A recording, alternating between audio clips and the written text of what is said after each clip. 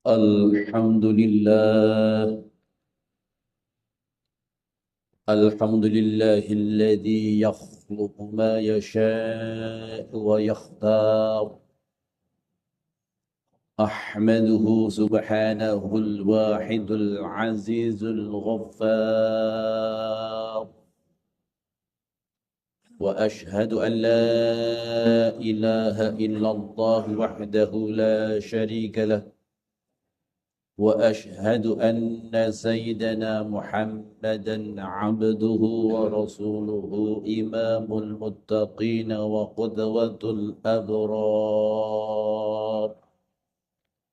اللهم صل وسلم على سيدنا محمد وعلى آله وصحبه صلاة دائمة ما تعاقب الليل والنهار.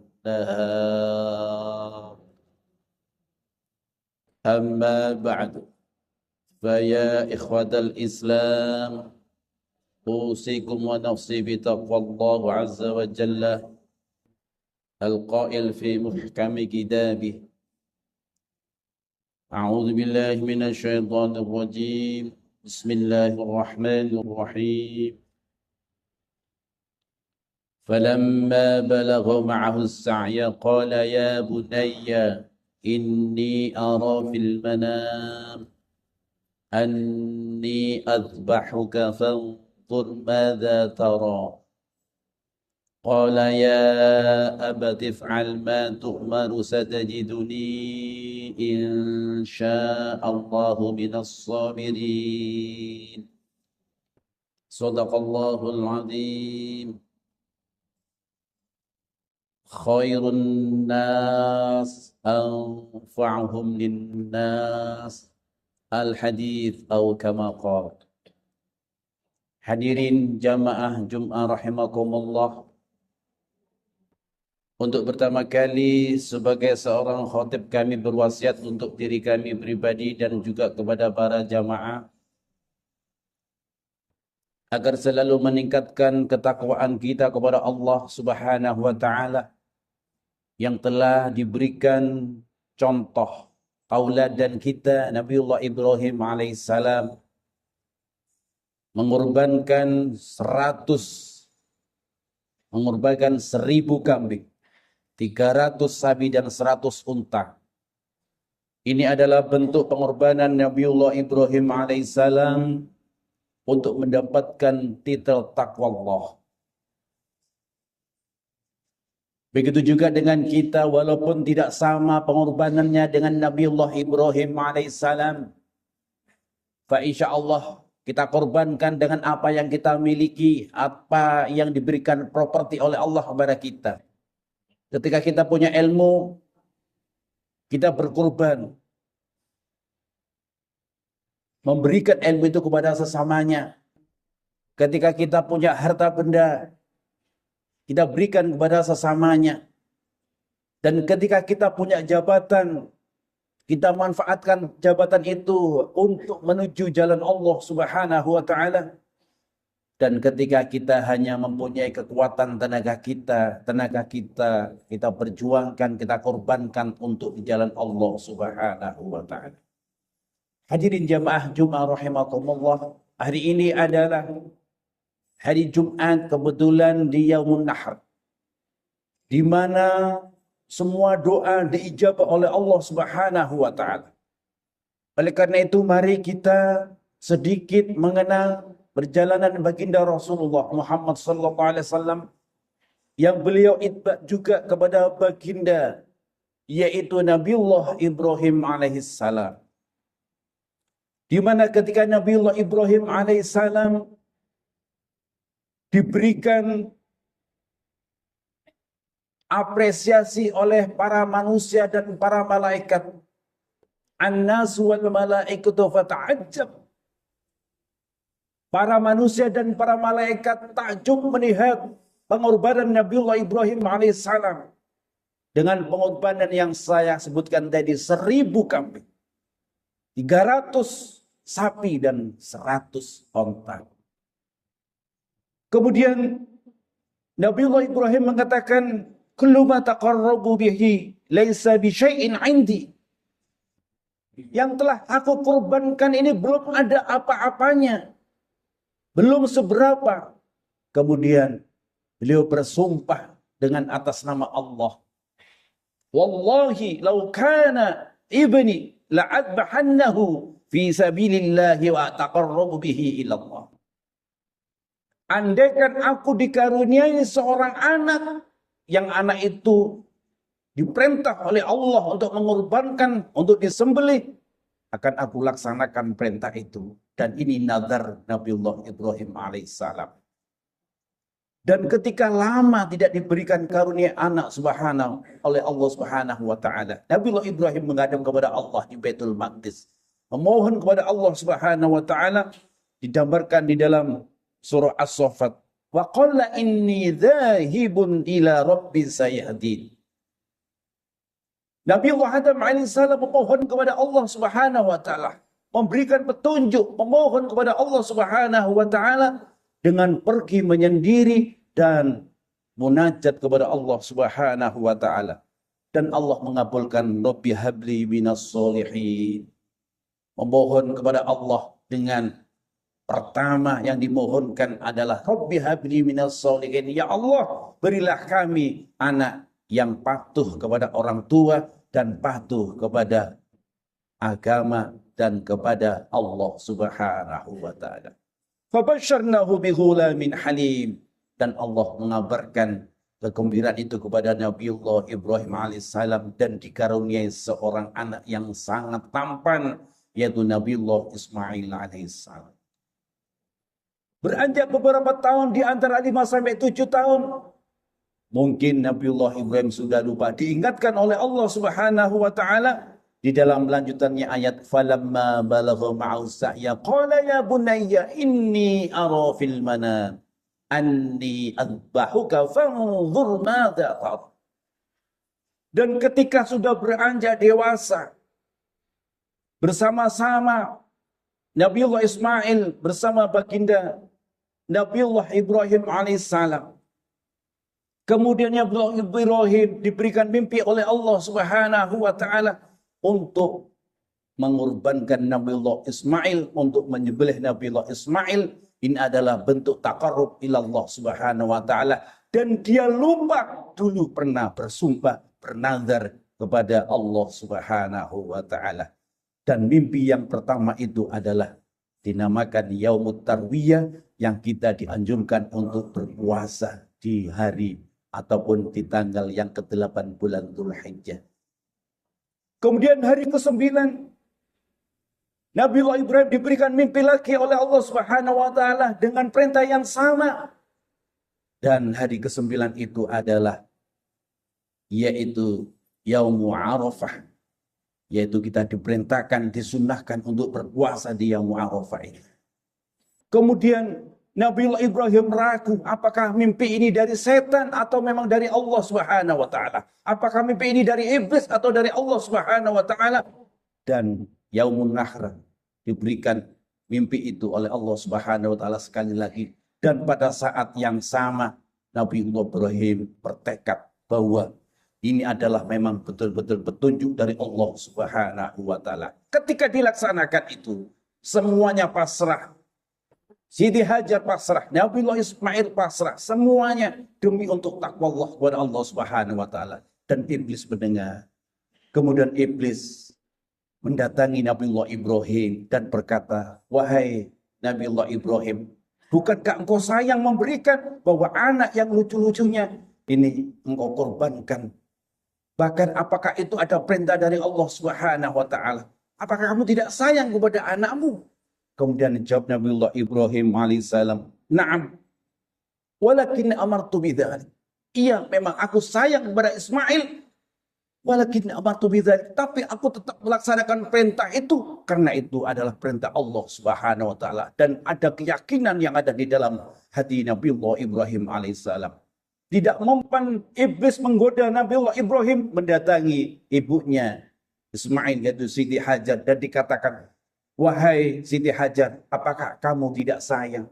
Kenapa Nabiullah Ibrahim menyuruh supaya menyembelih anakmu? Apakah kamu tidak sayang kepada anakmu? Kemudian dikatakan oleh Siti Hajar, istri Nabiullah Ibrahim alaihissalam, An-nabiyyu la yu'maru bil batil.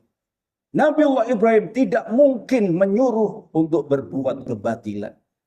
Kedua-duanya setelah digoda oleh iblis tidak mempan. Kemudian iblis mendatangi Ismail alaihissalam dan dikatakan, wahai Ismail, apakah engkau tahu bahwa engkau akan disembelih oleh ayahmu? Begitukah kasih sayang ayah kepada anakmu? Dan Nabiullah Ismail mengatakan, sami'na wa ata'na li amri rabbi. Saya patuh dan saya tunduk karena itu adalah perintah Allah Subhanahu wa taala. Kemudian ketika sudah bersiap semuanya dalam penyembelihan, prosesi penyembelihan, para malaikat dengan gemetarnya, para malaikat dengan sesuatu yang sangat luar biasa, kasihan dengan manusia yang diuji oleh Allah Subhanahu wa taala. Para malaikat ini mengatakan, Allahu Akbar, Allahu Akbar, Allahu Akbar. Nabiullah Ibrahim dengan tekadnya mengucapkan, La ilaha illallah, Wallahu Akbar. Nabiullah Ismail menjawab, Allahu Akbar, walillahil hamd. Dan pada saat itulah disyariatkannya untuk membaca takbir. Hadirin jamaah Jumat rahimakumullah. Dari peristiwa ini apa yang telah kita ambil bahwa pengorbanan Nabiullah Ibrahim mengorbankan seluruh jiwa dan raganya untuk mendapatkan ridho dari Allah Subhanahu wa taala. Kemudian dari peristiwa ini apa yang harus kita lakukan? Seperti yang saya sampaikan tadi bahwa ketika kita mangkana ilman falyatasaddaq bi'ilmihi. Ketika kita mempunyai kemampuan ilmu, baik ilmu itu yang sangat bermanfaat untuk sesama manusia, kita berikan secara mungkin cuma-cuma, mungkin gratis, mungkin itu sebagai pemanfaatan supaya sesama kita akan menikmati kehidupan dengan ilmu itu. Makanya berkorban tidak harus dengan uang, berkorban salah satu di antara dengan ilmu. Kemudian yang berikutnya adalah man kana lahu malun falyatasaddaq bimalihi. Dan barangkali kita punya harta benda, punya tabungan mungkin bahkan mungkin di atas 50 juta ke atas, mungkin kita masih ada waktu. Sekarang Yaumun Nahr, besok 11, 12, 13 yaitu hari tasyrik, masih ada memungkinkan untuk kita membeli kambing ataupun hewan sapi untuk kita korbankan di jalan Allah Subhanahu wa taala. Mangkana lahu hijahu falyatasaddaq bihijahin. Dan ketika kita tidak mempunyai apa-apa, hanya mempunyai jabatan, kedudukan, dan kedudukan itu adalah kita gunakan untuk di jalan Allah Subhanahu wa taala, fa insyaallah kita akan sama nantinya di hadapan Allah, dikaruniai yaitu penghargaan seperti Nabiullah Ibrahim alaihissalam. Dan yang terakhir, ketika kita tidak mempunyai apa-apa, hanya mempunyai tenaga saja, mari dengan tenaga itu kita bantu kemaslahatan umum, kita bantu sesuatu yang menuju kebaikan. Karena baginda Rasulullah Muhammad SAW, khairun nas anfa'uhum linnas. Sebaik-baik manusia adalah yang bermanfaat bagi manusia itu sendiri. Sedikit khutbah yang dapat saya sampaikan, mudah-mudahan dari peristiwa Nabiullah Ibrahim di Yaumun Nahr ini, kebetulan hari Jumat ini, kita mengambil ibrah, kita mengambil hikmah supaya masih ada kesempatan untuk takarub kepada Allah Subhanahu wa taala dengan tenaga kita, dengan ilmu kita, dengan harta kita, dengan jahin, dengan kedudukan kita. Fa insyaallah kita akan mendapatkan ridho dari Allah Subhanahu wa taala. A'udzu billahi minasy syaithanir rajim. Bismillahirrahmanirrahim. Wal 'asri innal insana lafi khusrin illa alladhina amanu wa 'amilus solihati wa tawasaw bil haqqi wa tawasaw bis sabr. Barakallahu li wa lakum fil Qur'anil 'azim.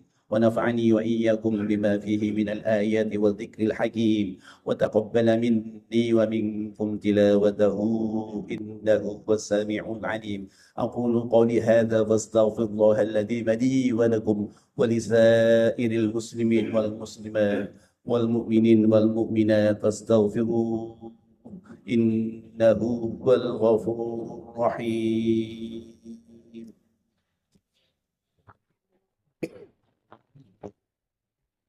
اللهم صل على سيدنا محمد وعلى آل سيدنا محمد. اللهم صل وسلم.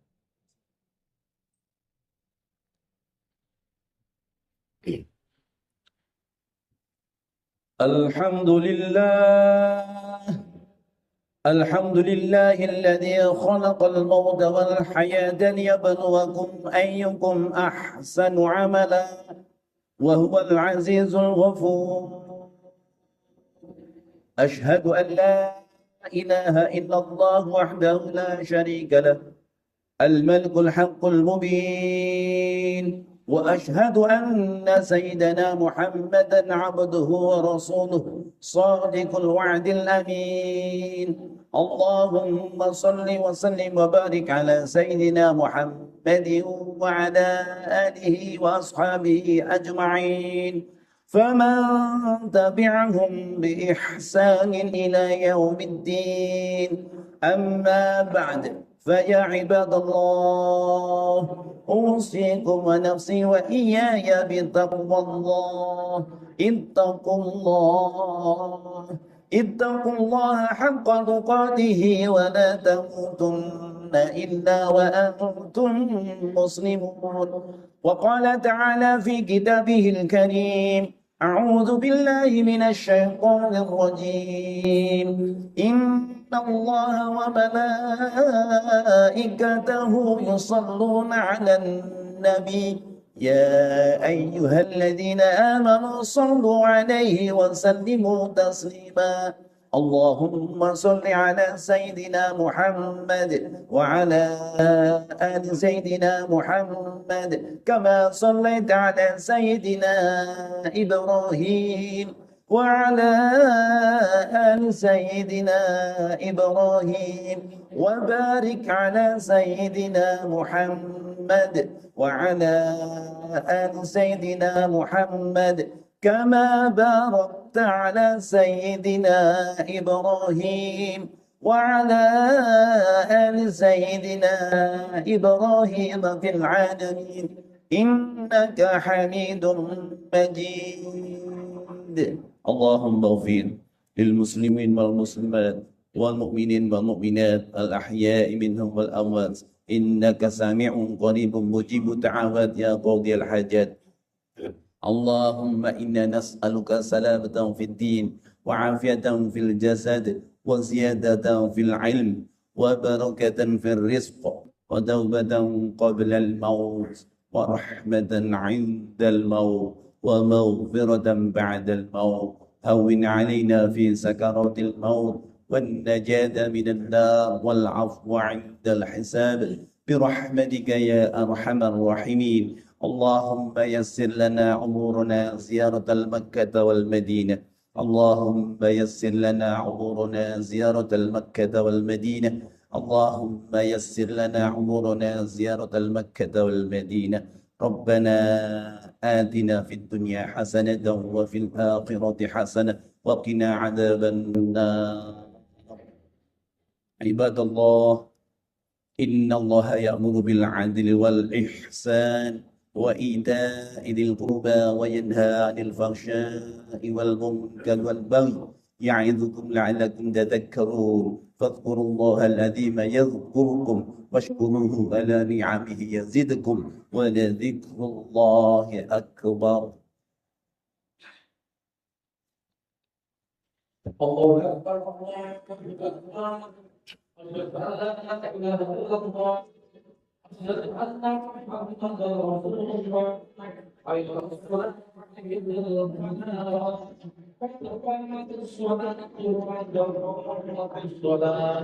الله أكبر الله أكبر لا إله إلا الله لا إله إلا الله محمد رسول الله صلى الله عليه وسلم استووا واعتدلوا فإن تثبيت الصفوف من إقامة الصلاة سووا صفوفكم فإن تثبيت الصفوف من تمام الصلاة إلهي هذا مقصودي ورضاك ما رضيعتي أشهد أن لا إله إلا الله أشهد صلي فرض الجمعة ركعتين مستقبل إماما الله أكبر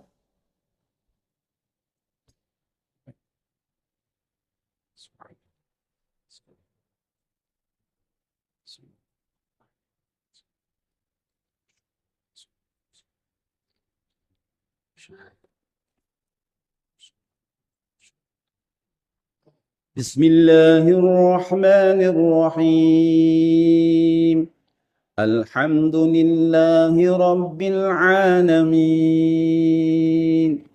الرحمن الرحيم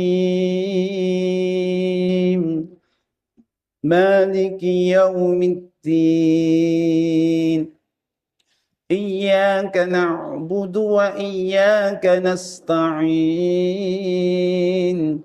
اهدنا الصراط المستقيم صراط الذين أنعمت عليهم غير المغضوب عليهم ولا الضالين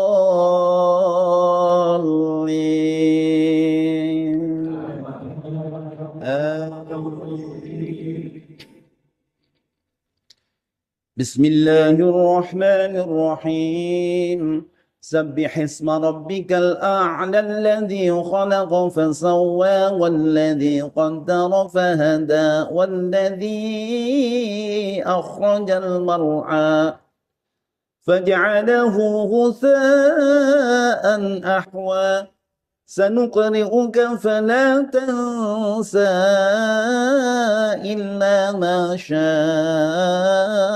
الله إنه يعلم الجهر وما يخفى ونيسرك لليسرى فذكر إن نفعت الذكرى سيذكر من يخشى ويتجنبها الأشقى الذي يصلى النار الكبرى ثم لا يموت فيها ولا يحيا قد أفلح من تزكى وذكر اسم ربه فصلى بل تؤثرون الحياة الدنيا والآخرة خير وأبقى إن هذا لفي الصحف الأولى صحف إبراهيم وموسى الله أكبر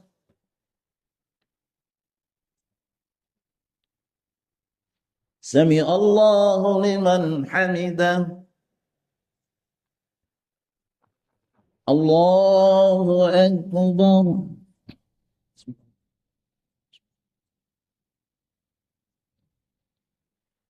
الله أكبر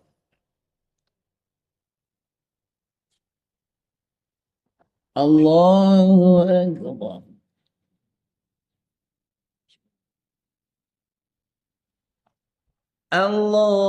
الله أكبر بسم الله الرحمن الرحيم الحمد لله رب العالمين الرحمن الرحيم مالك يوم الدين إياك نعبد وإياك نستعين اهدنا الصراط المستقيم صراط الذين أنعمت عليهم غير المغضوب المغضوب عليهم ولا الضالين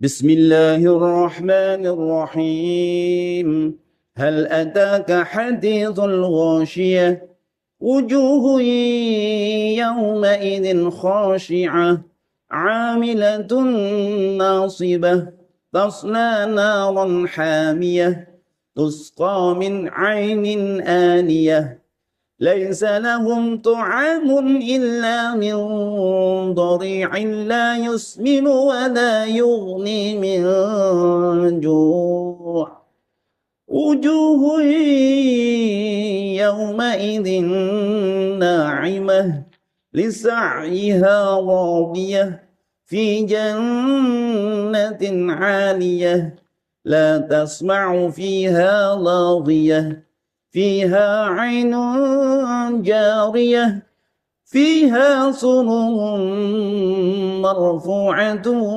وأكواب موضوعة ونمارق مصفوفة وزرابي مبثوثة أفلا ينظرون إلى الإبل كيف خلقت وإلى السماء كيف رفعت وإلى الجبال كيف نصبت وإلى الأرض كيف سطحت فذكر إنما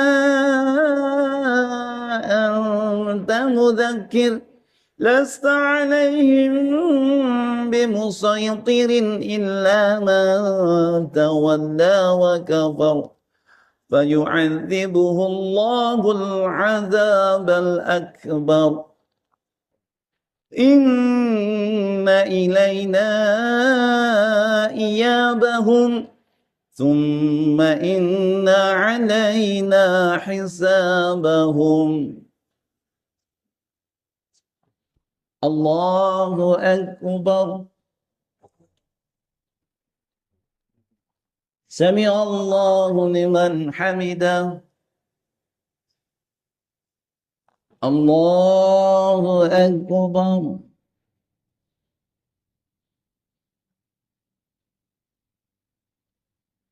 الله أكبر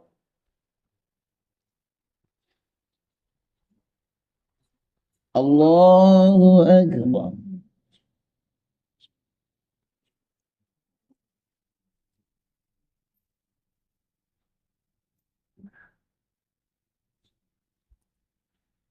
الله أكبر